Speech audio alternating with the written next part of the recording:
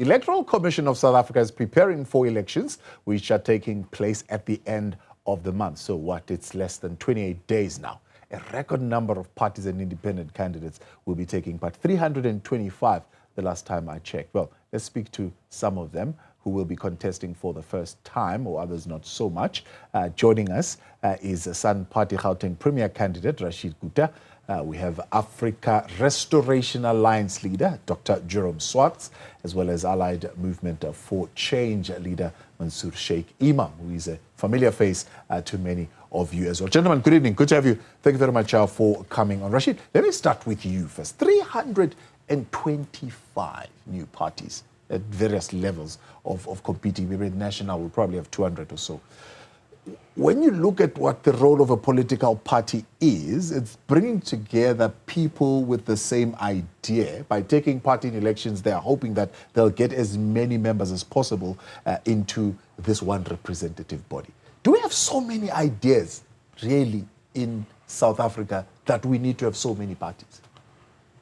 Good evening, Thabo, and good evening to the viewers. I think the last count is that there were 52 parties now that were final and 11 independent candidates that will take part in the election through a process of qualifying for the elections. The reason why so many people are lifting their hands to go up and contribute to positive change in this country is because the country is on a continuous decline. There doesn't seem to be solutions by the present leadership, and other parties don't seem to have the solutions to saving this country. So for me, I think it's personally very exciting to see so many diverse people coming in with diverse thoughts that can only add to our democracy. It also shows the true extent that any individual in society can partake in the democracy to effect change in this country, and not only, you know, the big parties. Yeah.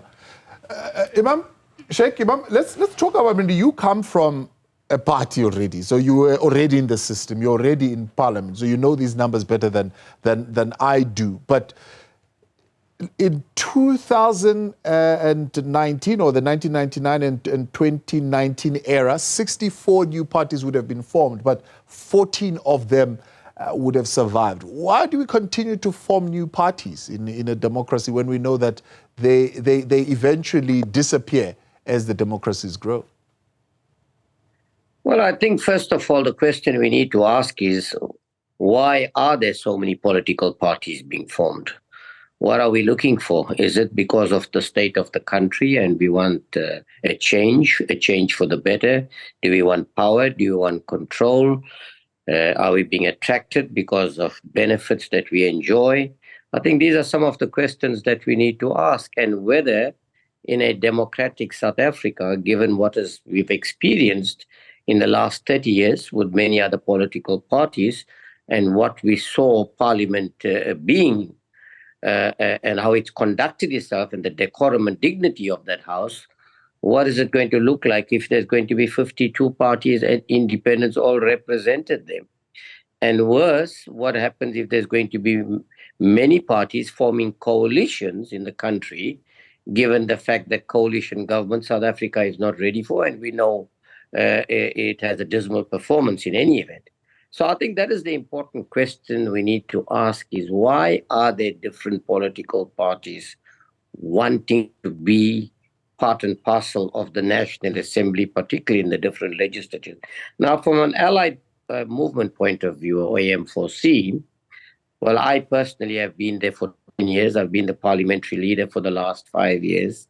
We know and understand what's going on in Parliament. We know the weaknesses, we know the strengths, we know where the challenges are, what the solutions are. We've raised many of them, and although we may have been a very small party, and I think to a very large part of the 6th Parliament, I think I've represented the party almost alone, but we've managed to achieve quite a bit, you know. So I think there is a role, certainly, for other political parties and independents to play. Ideally, I would love us to do away with political parties and let the people elect their leaders themselves directly. Perhaps then you'll have greater accountability, because you take mandate from your political parties and sometimes you don't agree with them, and if you don't, you become a victim. So maybe the way to go forward eventually is to let it be a constituency based, to the extent that the people, the public, the voters will decide directly, not political parties, but individuals that they believe can serve them. And if they don't serve them, they must have the right to remove them. All right. Dr. Swartz, let's bring you in here. I'm going to come to what each and every political party is bringing as an influence or as an offering. But let's have a broader look at it. I mean, of course, in a democracy, everybody believes it's government by majority, at least. So everybody wants to have some kind of influence within government policy. But is this the way to go about it, to have so many new political parties? Thank you, Thabo. Thank you. Firstly, I think, I think I don't want to be mild about it. I think all the current politicians must be fired. That's plain simple. Because what have they really achieved in South Africa thus far? We cannot even prove one single thing that they've done. Not one single thing. Combined parliament. Whether they are small, big, whatever it might be, that's number one. Number two, I think with the new parties coming in, the only reason why people are coming in because they see the fragmented situation in the political system. They see the problem in South Africa. They see the lies in South Africa. They see the current president has done absolutely nothing. He's promised, 13 things to do when he was elected. Well, I think it was 21. He accomplished nothing. Most of the premiers have done absolutely nothing. We're in a bigger decay. Job unemployment is high. One person in Limpopo, a woman killed the 4 children and killed herself and left a note because of the poverty in South Africa, the joblessness.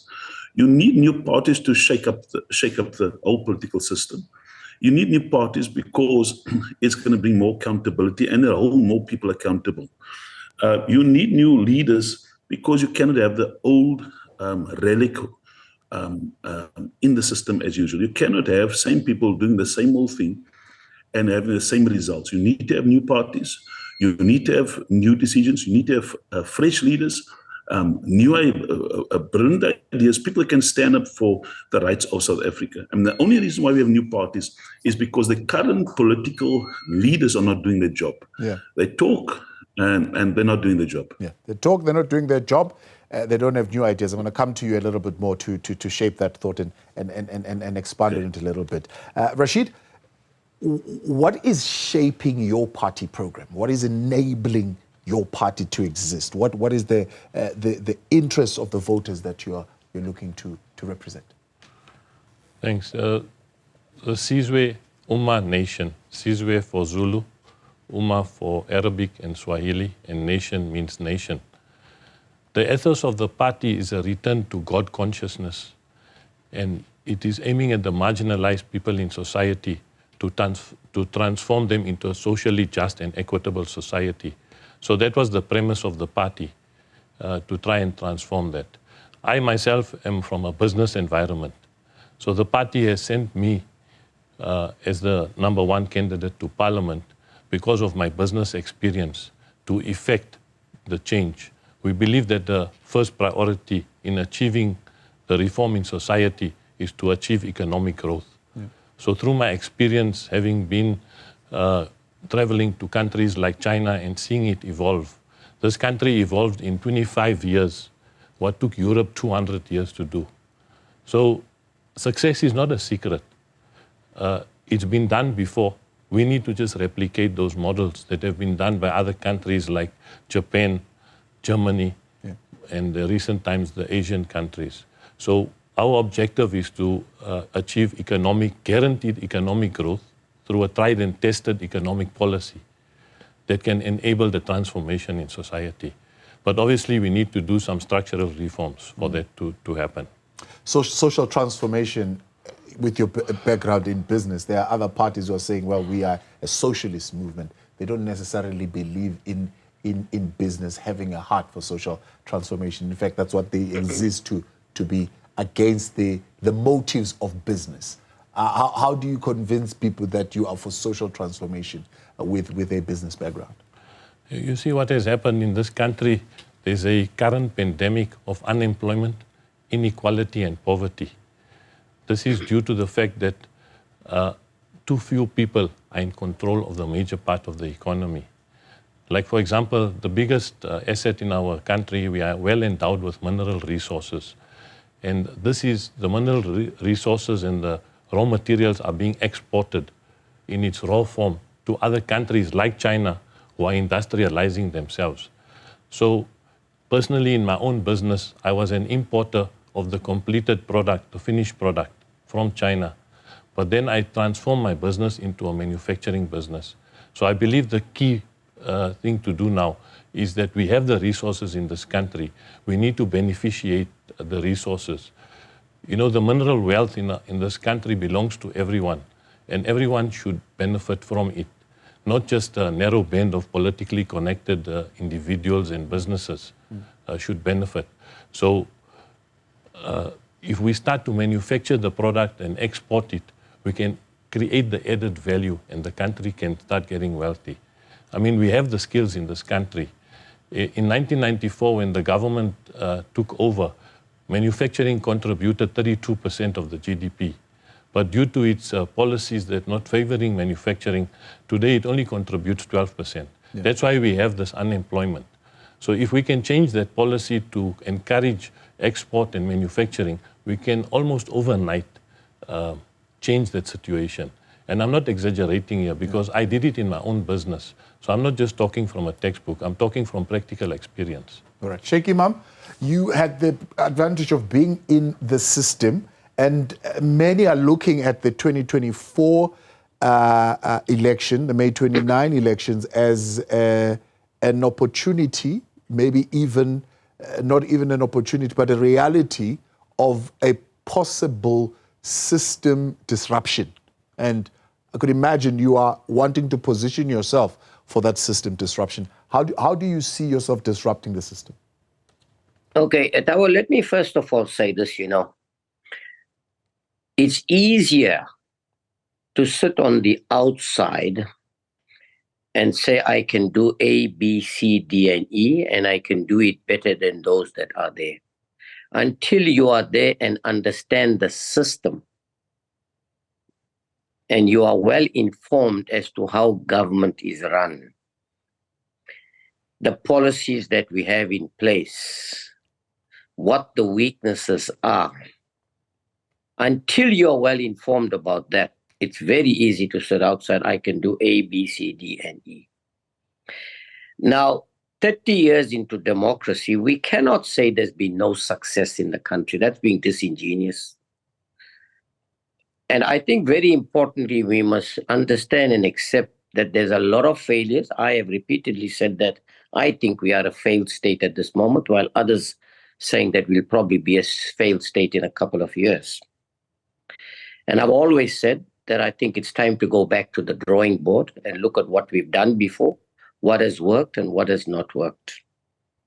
If we talk about the minerals and things of this country, and if you're expecting us as a government, as a state entity, to make a success of it, then the first question we need to ask ourselves, why is it that not a single state-owned entity is run successfully? Not one. Where is the weaknesses and how do we change that? So that's the first thing we're going to have to establish. We know where some of the weaknesses are, and we know what the solutions are to them. But we cannot generalize as if, we're running one small little business somewhere, that we've made a mistake and we can correct it overnight and then it will become one of those success stories. It's not as simple as that. We need a holistic approach to what is happening in the country at the moment. And amongst that, there are various contributing factors to why we were, how we were. And first of all, I want to say, I think we created the problem 30 years ago, when we took a liberation movement who had no skills and experience in governance and put them in the deep end and expect them to run a country as large as South Africa. Given the inequalities of the past, we actually received a bankrupt state. So together with the fact that we had inexperienced people that were not necessarily skilled, And we put them in the deep end is the result why we are today. And if you look at in the entire Africa. What were we supposed to do, Imam? What were we supposed to do at that point? The liberation movement fought for the country. They say they are the liberators. Now they are in there. They say, let's vote these cadres in and they're going to govern. They had a whole document that was put together, ready to govern. They knew exactly what they're coming there to do, also armed with the Bill of Rights and so on and so forth. What were we supposed to do? Well, I think that's where the problem started. Did those people that negotiated for the people of this country, or did they negotiate for their self-interest? And if you go down that 30-year history, and if you look at where some of them were and where they are today, and where the rest of the population is, that will answer the question that perhaps they did not negotiate in the best interest of the people of the country. Now, we must admit that we've made a lot of mistakes because we did not have the right people in the right places. However, we may have had some very sincere people who really wanted to liberate this country and take it forward. However, they are no longer there. What we have now is a new breed, a new kind of leaders we have. And so it's been deteriorating over a period of time. That is why I say it's time to go back and look at our policies that have failed us. Yeah. It's time to go back and look at the Constitution. You know, the issue of democracy has been put upon us, particularly by like the West. Yeah. Have democracy really worked for us? Yeah. Who has more rights, the victims or the... Yeah. So as the Allied Movement for Change, AM4C party, you're saying one of the things that you want to push for is for a change in the Constitution. How? Number one, change. I'll give you a good example. We have a country with 9 provinces. We have a 3-tier government, which we are virtually making into a 4-tier government. If you look at the amount of money that is directed to administration in the country alone, okay, as the Allied Movement for Change, we are saying, you either reduce the provinces or you have a 2-tier government, a national and a district level. You've got 4 or 5 municipalities falling under a district. A district should be able and have the capacity and the ability to be able to serve the people there. Yeah. Straight away, you are saving a whole lot of money. At the moment, most of your money, 60 to 70%, goes towards administration. Over and above that, 40% on goods and services in this country is embezzled. In other words, an item that costs 10 Rand, you are paying 40 Rand or 100 Rand for. This is the problem we're sitting with. So the amount of money that's directed to the administration in this country, are you getting value for money? No, we're not getting value for money. That's the first problem. If you talk about local government, Thabo, I can tell you that if 70% is going to administration and 40% is being embezzled, there is very little money left to deliver services in the first place.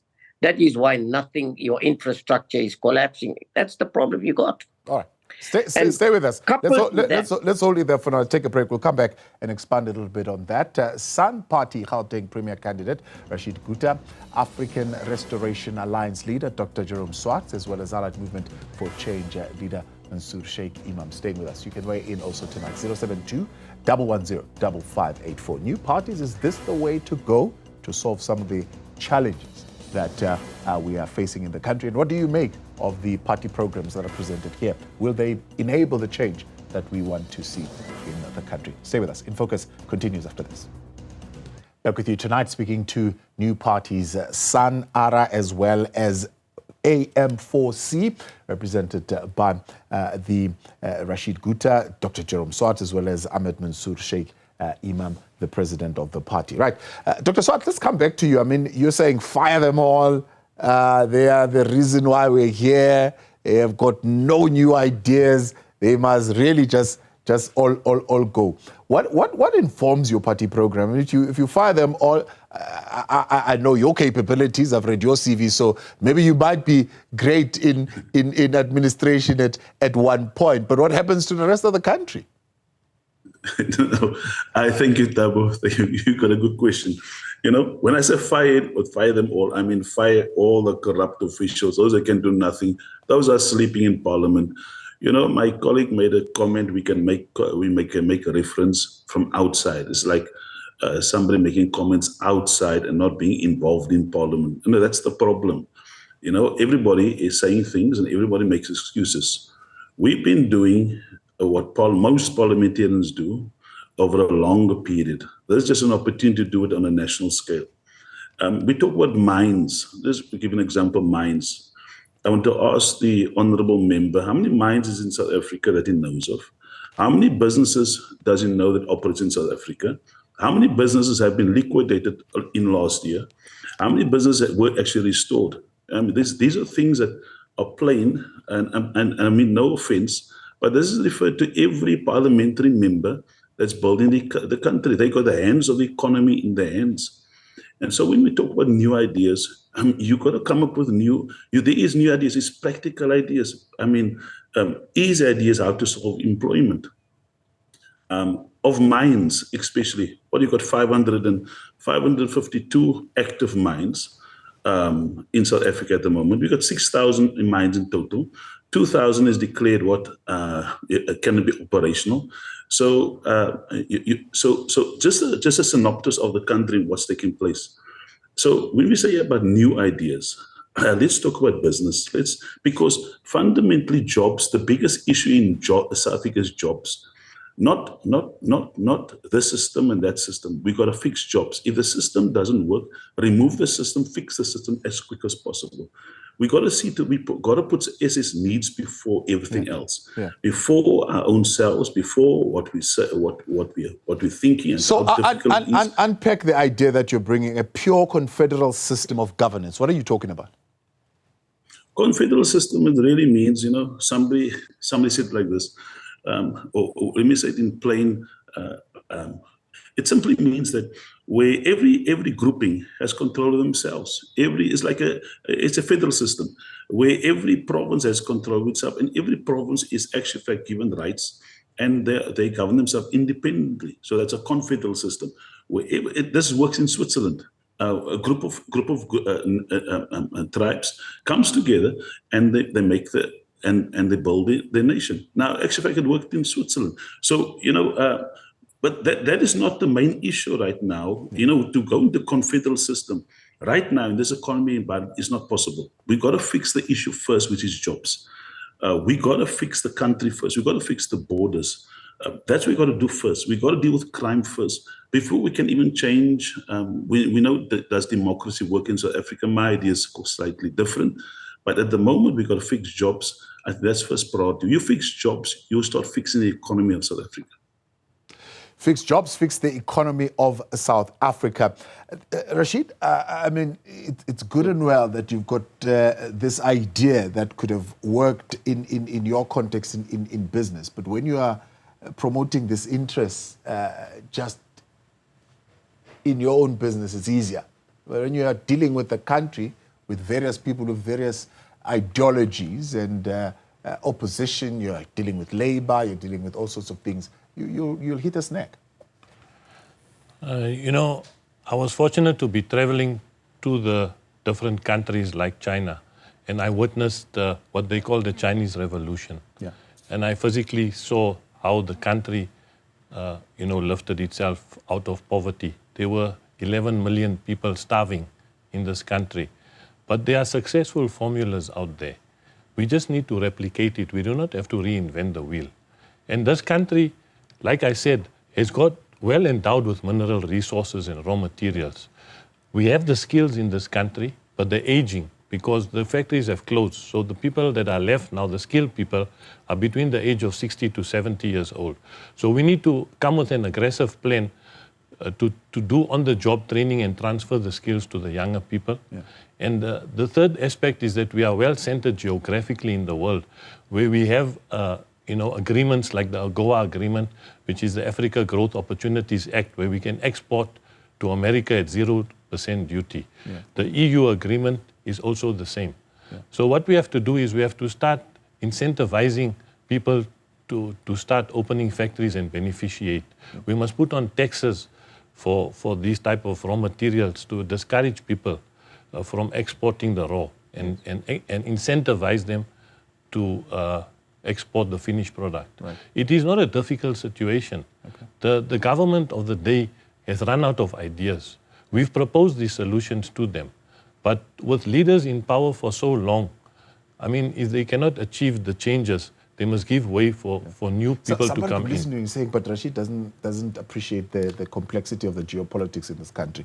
One, you are proposing a China model, while at the same time you're speaking about AGOA. And when you understand those two entities, they actually don't speak to one another. No, you see, we're in a fortunate position because we have the agreement with BRICS and we have relationship with the East and the West. So in that way, we can take advantage of both. The world needs us. Africa is a rich continent, but we are suffering from the resource curse because we are being exploited for our resources. When we have all the wealth in this country, we can develop ourselves and become, wealthy like all other countries. So I've seen this happen. Yeah, it's not a complicated situation. It's not a complicated situation. Let's see what the Shaik-Emam says. Shaik-Emam, it's not a complicated system. You guys there in Parliament are complicating these things. You've been in the system. Yeah. It's very easy to unlock this. Take a model that is working, just apply it and it will work. Yeah, Thabo, I think this is where I have a problem. First of all, your guest talks about the manufacturing sector. Does he understand how difficult it is to do business in South Africa? Maybe perhaps he should tell you if the model that he brought from China and that he's manufacturing in South Africa is factory working. Is it really working if you look at the cost of doing business in South Africa?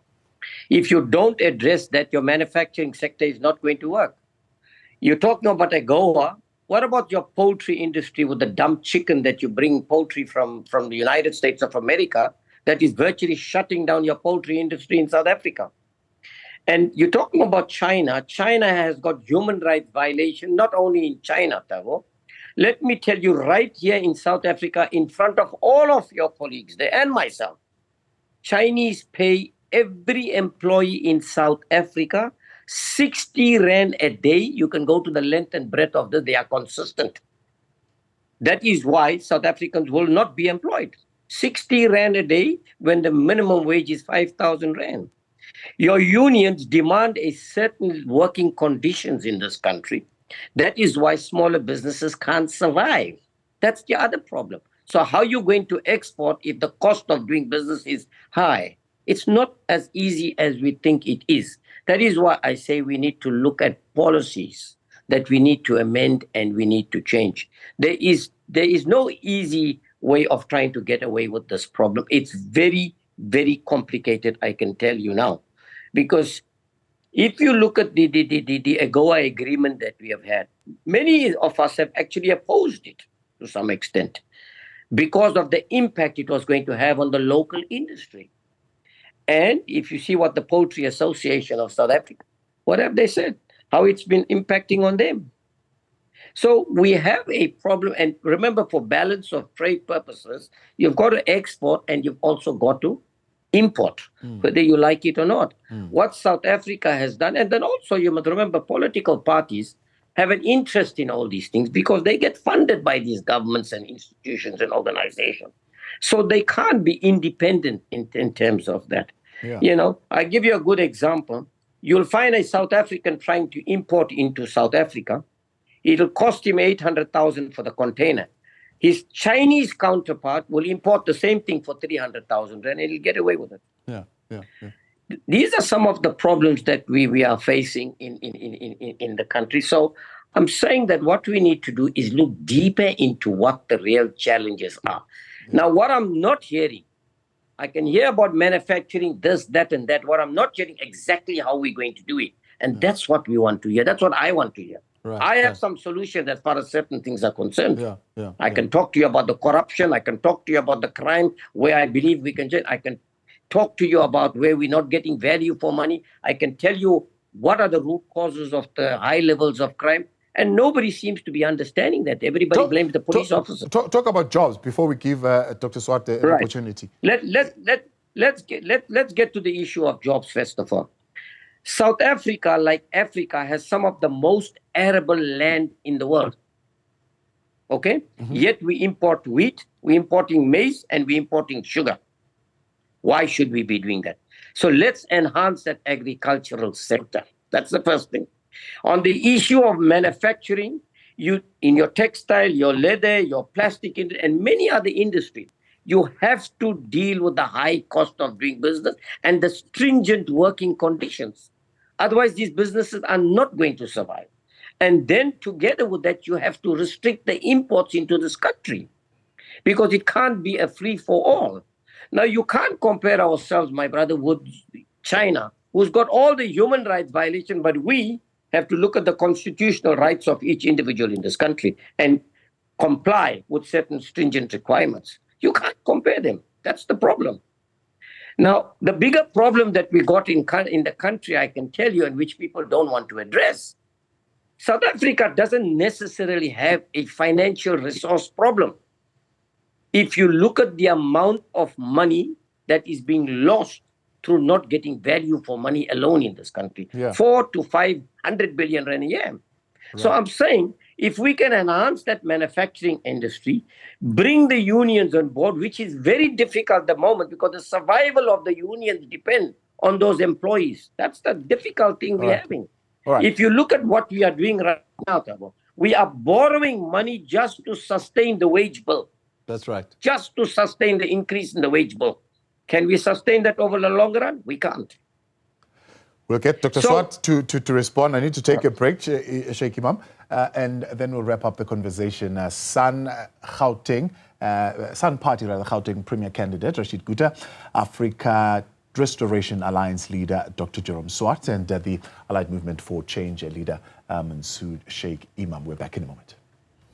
Back with you. New party entrants coming into these elections. More than likely, 52 of them will be contesting the national polls. Of course, you've got a number of others that are going to be contesting at provincial levels, and you've got some independent candidates as well coming in. Dr. Swartz, I mean, listening to this conversation, this is exactly what you're going to be confronted with, isn't it? And I wonder if, Zara, you are ready for this kind of pushback of ideas. So there'll be lots of people with lots of ideas. Others are taking you to court. Others say, no, your ideology is not within the Constitution, doesn't support human rights, and so on and so forth. How do you position yourself in that environment? Okay, first of all, I want to say thank you to the Honorable Sheikh. I think he has got some fight in him. This is a country we want to run. We're going to have to fight big time. The minister in your audience talked about China. Maybe just to help there. China, population of 800 million.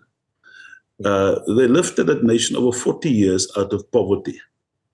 And yes, there is human violations, but the one issue that helped China, there's probably 4 or 5 issues, but one of it was government-backed loans that financed a lot of the business in South Africa. And you know, in South Africa, I don't think we have got the necessary wit to do the same thing or the bit of intelligence, because we have a national bank. I hear the EFF crying for a national bank. We collapsed our national bank called Postbank. We cannot even, you know, with the wit we have in South Africa, the guy that sits with economic policy, and I agree that our policies must be rewritten. It must be practical. It's not practical at the moment. So we are ready for the fight. And actually, fact, South Africans, politicians are not really fighting for South Africa. You know, we're not looking for a job to go to parliament. And a lot of politicians are looking for a job. I mean, we're not looking for a job. We want to fix South Africa. So China created something what was government bank loans. They worked on the social issues in China. They dealt with the infrastructure big time in South Africa. In China. In the infrastructure in South Africa, the guys quote for let's say for tar that could be fixed in the Mpumalanga, the farmers. Some group fixed the road for 2 million. The same road will go for a tender for 80 million. Now that's absurdity in South Africa. That is blatant robbery, because the guys are, you know, they don't have South Africa on their mind. The ANC does not. We've got a corrupt president. Let me just give you an example. We are so divided in South Africa. We are so, the economic group is so wide in South Africa. Somebody can go to jail for stealing a bread for 6 months. The same president, they find $6 million in his couch. And the maid that found the money, she goes to jail. I mean, the president goes free. I mean, that's corruption to the core from the top down. And if the president is like that, can you imagine the cabinet? What is the cabinet? If the father is like that, look at the children. This is what I'm saying. You know, they talk and create policies and false promises, and we're going to have another 5 years of a mess. What we need right now is a tough stance on job creation, a tough stance on not policing, but dealing with crime. Yeah. Our policing, I think there's some great people that's working in our police force, but we've got to get tougher on our police force. We got a police service. No, sorry, not a police force. We changed it. We got a services now. They take reports. They don't know how to shoot a gun. They don't know how to chase criminals. This is what we got in South Africa right now, a police service. And there are gentlemen and women and commanders that are really doing great work that want to see South Africa and fix South Africa. But unfortunately, the system we have is so corrupt, it's so messed up. Dr. Swartz? And so if you, I'm going to leave it there because of time, but we'll definitely put that question to the president, because he's going to come and answer to what you're saying about his situation and the dollars in his house. One of these days, we'll put that question to the president. But Rasheed, final thoughts as we wrap up? Yes, I'm saying that in this country, it's not, labor is not the problem. You need to put in policies that can incentivize labor. Having been in the manufacturing business myself, I know that it is cheaper to produce the goods locally than to import it. And every country, even if you don't look at China, you look at Germany, you look at Japan, you look at Malaysia, you look at America, they all had to go through this process of industrialization. So I believe that from our party, we need to achieve economic growth through this tried and tested model. And within 5 years, if we are voted into power, into parliament, we guarantee to South African people that the country will be in a much better place than we are today. I'm boldly going to put a statement to say that I'm even prepared to step aside if it doesn't work. Because if we cannot achieve the success, there's no need for us to be here. Yeah. We need people who's going to achieve success in this country. Right. We have too many people complaining about problems. We need solutions now, and we need to implement it. Rasheed, appreciate your time. Rasheed Gutta, Dr. Jerome Swartz, as well as Munzoor Shaik-Emam there with us.